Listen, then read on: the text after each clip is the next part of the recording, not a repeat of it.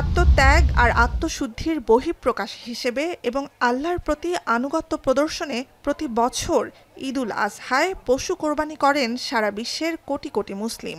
হজের আনুষ্ঠানিকতার স্বার্থে শুধু হাজিদের জন্যই বছর বছর বিপুল সংখ্যক গবাদি পশু আমদানি করতে হয় সৌদি সরকারকে। তাও দেশটিতে বেড়ে চলেছে কোরবানির পশুর দাম।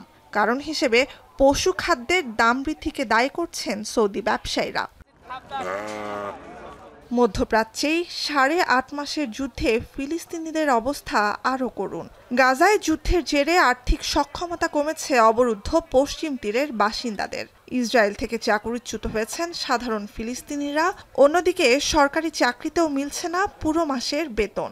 এমন পরিস্থিতিতে উৎসবের আমেজ তো অনেক দূরে, বরং ঈদে আরও বিপাকে বহু মানুষ। ব্যাপক দর কষাকষিতেও মিলছে না পছন্দের পশুটি। এক একটি ভেড়াই বিক্রি হচ্ছে 500 থেকে $1000। 3300 شيكل أنوي لحيلة يشتري خروف ب 3300 شيكل الله يكون بعون الناس الوضع صعب على الجميع والله يا عمي। স্বাস্থ্য এবং স্বাদের মধ্যে চমৎকার একটা ব্যালেন্স করে পীর প্রিমিয়াম আয়োডাইজড লবণ। ভিন্ন চিত্র দক্ষিণ পূর্ব এশিয়ায়।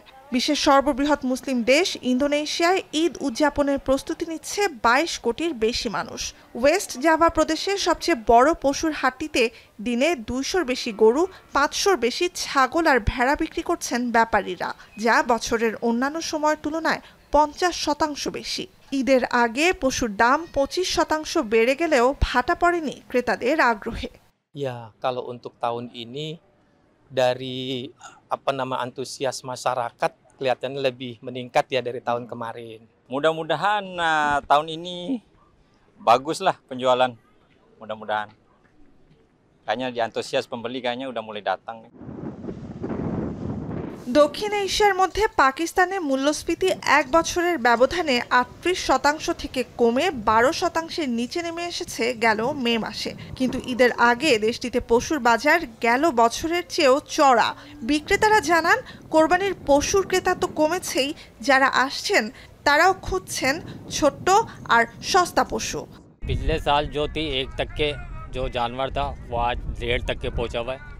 महंगाई और बढ़ ली है मजीद। ये तो गवर्नमेंट का मेरे ख्याल में अपने ही उनका ख्याल है कि हमने कमी की है, बल्कि जबकि मार्केट में अगर देखा जाए तो इसके बिल्कुल बरक्स है। पिछले साल जो महंगाई थी उसके रेशियो अगर देखी जाए तो 3 गुना ज़्यादा रेट है। ইসলাম ধর্মের সবচেয়ে বড় 2 উৎসবের একটি পবিত্র ঈদুল আজহা। এদিন পশু কোরবানি করে 2/3 মাংসই আত্মীয় পরিজন, বন্ধু ও দরিদ্রদের মধ্যে বিলিয়ে দেন ধর্মপ্রাণ মুসলিমরা। নুজহাত কামাল, এখন বিশ্ব।